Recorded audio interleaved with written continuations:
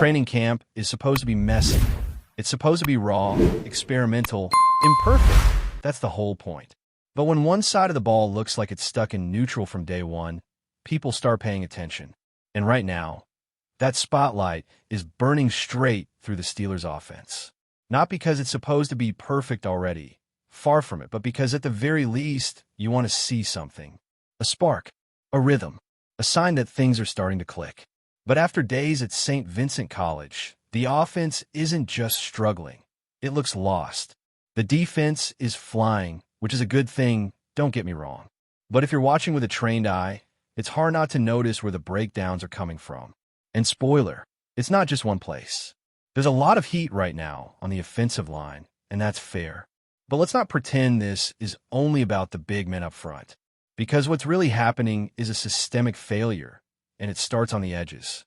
I'm talking about those outside rushes, the ones that aren't coming through the A-gap or right at the guards. These are rushes swinging wide, past the tackles, around the edge of the line. And when that keeps happening, you start asking different questions. Like, where are the tight ends? Where are the wide outs in motion to chip or slow down the rushers? This isn't just on the offensive tackles getting beat. This is about scheme. It's about preparation. And yes, it's about coaching. Arthur Smith is in charge now. And if these edge rushes keep going untouched, he's going to have to answer for that. Or better yet, fix it. Now, all of that said, let's not dive completely into the panic pool. Because despite the frustration, there are actual reasons to be optimistic, real, on-the-field reasons. You want a bright spot? Start with DK Metcalf. And believe me when I say this, he's been better than advertised. Way better. For a guy who came in with a bit of a reputation for being imprecise, inconsistent, maybe even a little bit selfish at times, he's been the exact opposite. Route running? Sharp. Focus? Locked in. Energy? All in. This is a guy who could have come to Pittsburgh and played the star receiver role. You know the type. Too cool to go full speed in drills. Picks and chooses his moments. Instead, what we're seeing is a receiver who looks like he wants to lead. A guy who's out there grinding, building chemistry with Aaron Rodgers, and not just pretending to. They've got a real connection already. You can see it. You can feel it. And you know what happens when that's real? You start to play harder for each other. Not just as teammates, but as partners in the mission. That matters. And let me just say this clearly. DK Metcalf is already an upgrade over George Pickens. On the field, off the field, in the locker room, everywhere. It's not even close. You can like Pickens. You can root for him. But in terms of reliability, maturity, and just plain being a professional, Metcalf is bringing something this offense hasn't had in a long time. That alone changes the equation. But he's not the only one. Because if we're talking upgrades, real, tangible upgrades, you got to mention Caleb Johnson. And I know what some people are thinking already. How can you compare a rookie to Najee Harris? Well, I'll tell you how. You compare traits. You compare style. You compare urgency. And in all three categories, Johnson is already ahead. This is a back who doesn't hesitate. He sees daylight, he hits it. No dancing, no delays, just burst. And when he does get brought down, he fights for that extra yard. He falls forward. Always. That alone changes down and distance math. Let's be real here. The 2nd and 8, 2nd and 9 routine, that's what's been killing this team's rhythm for years. Najee, for all his effort, just never had that pop, that ability to turn a small crease into 4 or 5 hard yards. Johnson has that. And more importantly, he has the mentality. He's not waiting for the perfect block. He's attacking what's there. And that matters more than anything. Because the NFL doesn't give you clean looks. You make something out of chaos, or you go nowhere. Caleb Johnson gets that. And it shows. Now, let's not forget the big men. Because while the offensive line as a unit has been shaky, one guy has absolutely stood out, Troy Fautanu. Quietly, confidently, he's just doing his job, and doing it well. The thing that stands out about Fautanu isn't just his physicality, although that's obviously there. It's his focus, his ability to stay locked into his assignment, even when chaos is breaking out around him. That's rare, especially for a rookie. But Fautanu is showing the same kind of poise and reliability that we saw in his brief time with Denver. This isn't a fluke. This is who he is. and he's not letting the failures around him pull him down. That's big, because one of the worst things that can happen to an offensive lineman, especially a young one, is to try to overcompensate for others. That's how mistakes compound. That's how breakdowns happen. But not with Fautanu. He's locked into his job. He knows he's 1/11th of the offense, and he's focused on getting his 1/11th right. That's leadership. That's consistency. And in a line that's still trying to find its rhythm, that's exactly what you want. Now you might be wondering, okay, but what about everyone else? And that's fair. But the reality is the rest of the group, from tight ends to receivers, still has another gear to reach. Calvin Austin, for example, is someone people had high hopes for heading into camp. He's fast. He's agile. He's got potential. But right now, he's being blanketed, covered tight, and he hasn't found a way to break loose yet. That needs to change, because no matter who's across from you, you've got to start making your mark in practice. This is the time to set the tone. And then, of course, we come to the quarterbacks. Aaron Rodgers, the man, the myth, the question mark. Let's get this straight. He's not playing perfect football in camp, but he doesn't have to. What matters is the trajectory. And so far, it's pointing in the right direction. The arm? Still strong. The mobility? It's there. The recovery from the Achilles injury? Better than expected. And most importantly, the commitment. Rodgers isn't just here cashing checks. He's present. He's vocal. He's trying to build something. And that's huge. OUV got to remember, this is a guy who didn't have to be all in. He could have coasted. He could have taken it slow. But instead, he's embracing the grind. That tells you a lot. And it gives you hope that maybe, just maybe, this offense can grow around him. That's not a guarantee, but it's a start. And right now, a start is what they need. Because look, training camp isn't supposed to be pretty. It's not supposed to be clean, but it's supposed to show progress. And while the early days have been filled with more frustration than fireworks, there are signs, real signs, that pieces are starting to come together. The right players are stepping up. The right voices are starting to emerge. And if a few more guys find their footing, this could start looking a lot different. Just imagine how your entire mindset could shift, how your tone could change, if things go even slightly better this Saturday night in Jacksonville. A couple drives, a couple touchdowns, some rhythm, some fire. It's not impossible. Far from it. And that's the part people forget during the early grind. Momentum can flip fast. One play, one game, one breakthrough, and everything starts to click. And speaking of how quickly momentum can flip, that brings us to one of the more fascinating hypotheticals floating around camp right now. And yeah, it's hypothetical, but it's one that has started gaining traction in the corners of fan conversations, message boards, and even a few casual sideline chats among the media. It's the idea of using Darnell Washington, yes, that Darnell Washington, as an emergency left tackle. Not permanently, not as a full-time switch, but situationally. In case of emergency, break glass and unleash the mountain. Now let's be clear. This isn't about throwing the towel on Broderick Jones. It's not about declaring the young tackle a bust or panicking after a few rough practices. No one's saying that. Not the coaching staff. Not even the fans who are floating the idea. This is more of a what-if thought experiment. A little bit of desperation mixed with a whole lot of curiosity. Because here's the thing. Darnell Washington can block. I mean, really block.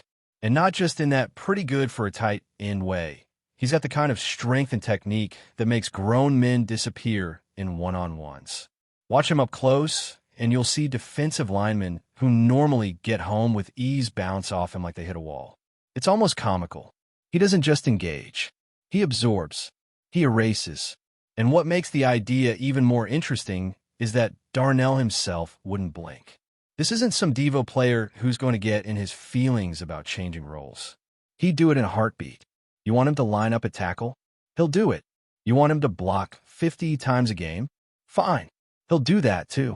He's that kind of guy, a throwback. A football guy, through and through. And yeah, part of that might be because he's just so damn good at it. We all love doing things we're naturally dominant at. And when Darnell Washington blocks, he dominates. It's fun for him. It's almost like art. He's Galactus from the comics, swallowing pass rushers whole like dying suns. It's wild. But here's where the brakes need to be tapped. Because as tempting as it might be to throw a physical monster like Darnell at the left tackle spot, doing so comes at a real cost. A big one. You lose what he brings in the passing game. And no, he hasn't broken out as a receiving threat yet, but that potential is still very real. The team hasn't even scratched the surface of what he can be as a weapon down the seam, in the red zone, or even just in short yardage mismatches. You start turning him into an offensive lineman, even part-time, and that developmental arc gets cut short. You're choosing to give up an entire skill set. That's not nothing. And then there's the message it sends. If the team really did put Darnell at left tackle in any kind of meaningful way, what would that say about Broderick Jones?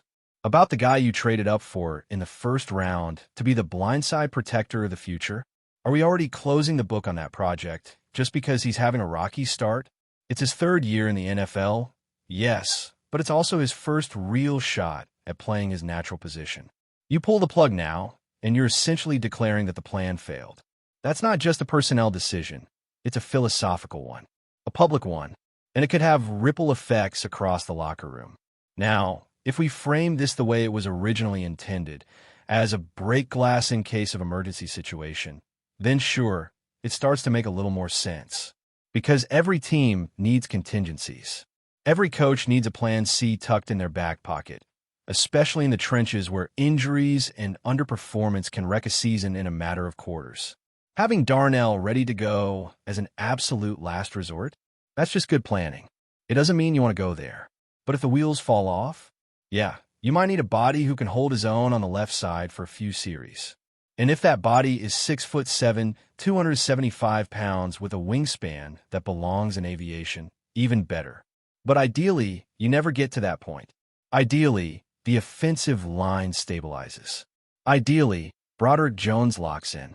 Ideally, Calvin Anderson heals up and adds depth. Maybe Dylan Cook continues to develop and becomes a more reliable rotational piece. That's what you hope for. Because once you start asking tight ends to moonlight as tackles, you're patching holes, not building strength. In a team with real playoff ambitions. And make no mistake, that's what the Steelers are aiming for. Doesn't want to live in patchwork mode. Now zooming out a bit from the Darnell Washington conversation, there's a larger theme that needs to be acknowledged. This camp is exposing some very real growing pains. And that's not a bad thing. It's what camp is for. But it's also testing this roster's ability to adapt, to respond, and to grow in real time. The offensive identity is still a question mark.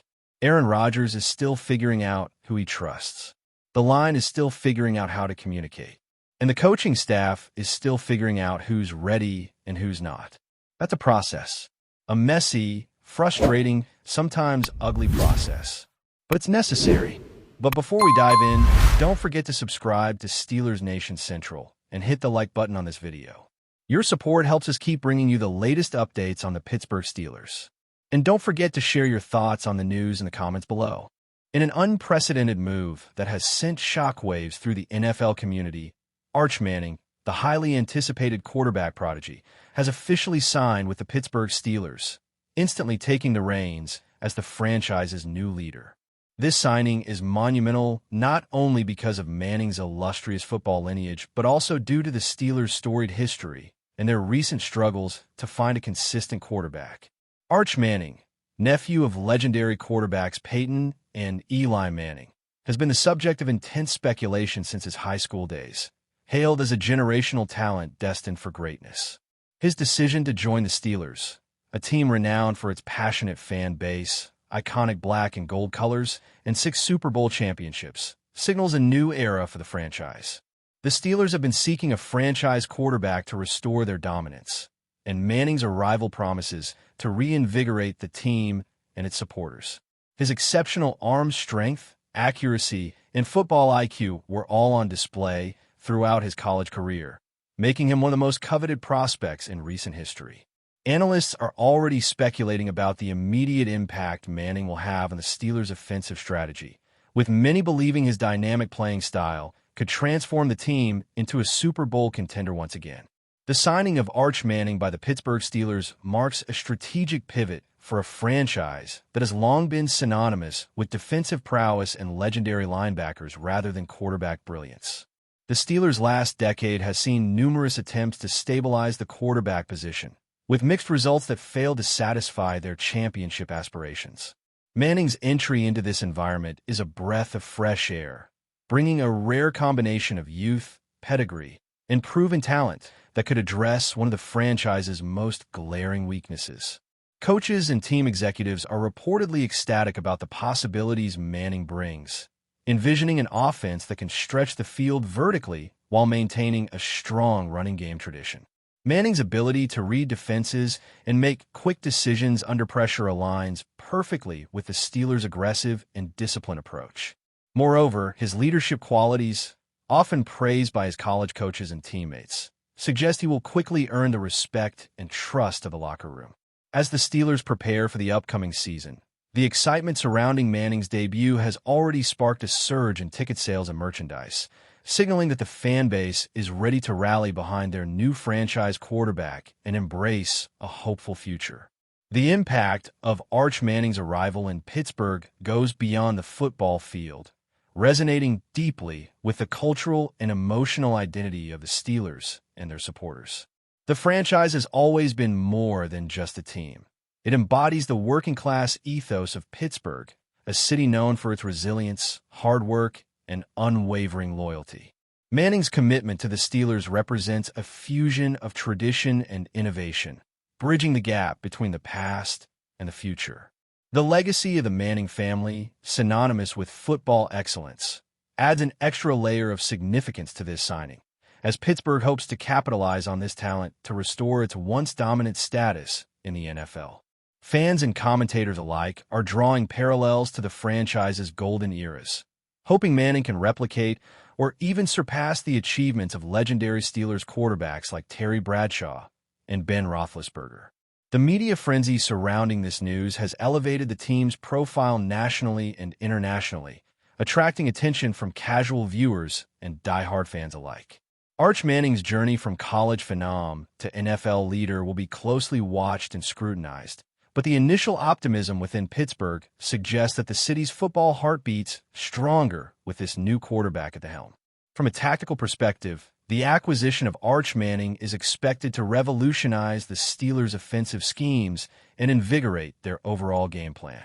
Manning's unique skill set, which combines a powerful arm with remarkable mobility and poise in the pocket, opens up a myriad of strategic options for the coaching staff.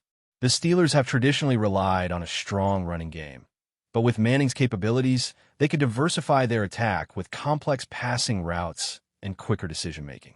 This versatility could challenge opposing defenses and create mismatches across the field. Furthermore, Manning's experience in high-pressure games during his college tenure has prepared him to handle the intense scrutiny and expectations of playing in Pittsburgh, where football is a religion. Coaches anticipate that Manning's presence will inspire confidence in the offensive line and skill position players, leading to a more cohesive and potent unit. His ability to extend plays and improvise when under duress adds a dynamic element that the Steelers have lacked. Analysts project that the team's offensive yardage and scoring potential could see significant improvements, making the Steelers a more balanced and unpredictable opponent. The Steelers' front office and coaching staff are optimistic that Manning's arrival will not only stabilize the quarterback position, but also lay the foundation for sustained success. Beyond the immediate implications on the field and within the organization, Arch Manning's signing with the Steelers represents a broader narrative about the future trajectory of the NFL and its evolving superstar culture. The league has seen an increasing emphasis on younger, highly skilled quarterbacks who can not only pass with precision, but also run and make plays under pressure, redefining what it means to be a franchise leader. Manning fits perfectly within this paradigm shift, embodying the modern quarterback prototype that blends athleticism with intelligence and charisma. His entry into a franchise with such a passionate fan base and rich history elevates the stakes and expectations, but also provides him with a platform to showcase his talents on the grandest stage. The Steelers, by investing in Manning, are signaling their intent to compete at the highest level for years to come, setting an example for other teams grappling with quarterback transitions. This move will likely influence draft strategies, player development programs, and free agency decisions across the league as teams look to replicate Pittsburgh's bold gamble. As the NFL landscape continues to evolve, Arch Manning's journey with the Steelers will serve as a compelling case study of how talent, legacy, and opportunity converge in the pursuit of gridiron glory. Fans everywhere will be watching eagerly to see how this thrilling new chapter unfolds. That's it for this update. If you enjoyed the video and want to keep receiving exclusive news about the Pittsburgh Steelers, make sure to subscribe to Steelers Nation Central and give this video a like. We always look forward to hearing your comments and opinions. See you in the next video.